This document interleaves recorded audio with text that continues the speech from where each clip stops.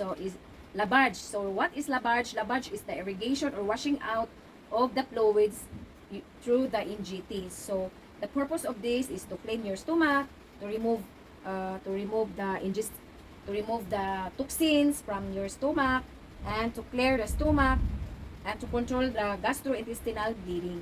So, before the procedure, check first the order of the doctor. Confirm, verify the order of the doctor. Then gather all the equipments needed, like the syringe, gloves, the basin, and the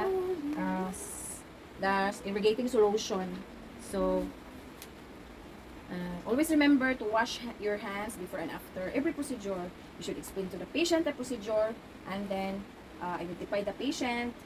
So, check the name of the patient. Hello, good morning, sir. What is your name? To check the wristband.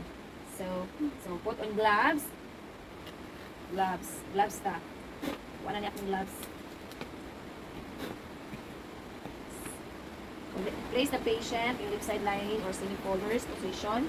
So, NGT placement. So, verify sa nako. So, check na po. Check natin kung in place iyang NGT. So,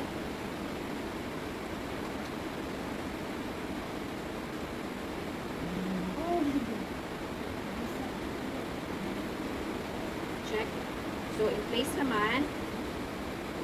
Place na siya. So, then, aspirate din mo. So, i-aspirate natin.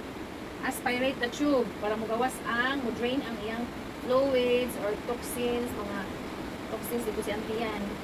So, aspirate bilahon. So, makita nimo ang iyang secretion, mugawas.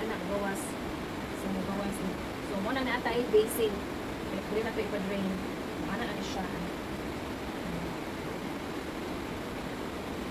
So, pagkawalan na siya, bantod mo daghan. So, pagpila ang i-order sa doktor na i-instill, isulod din sa iyang choke.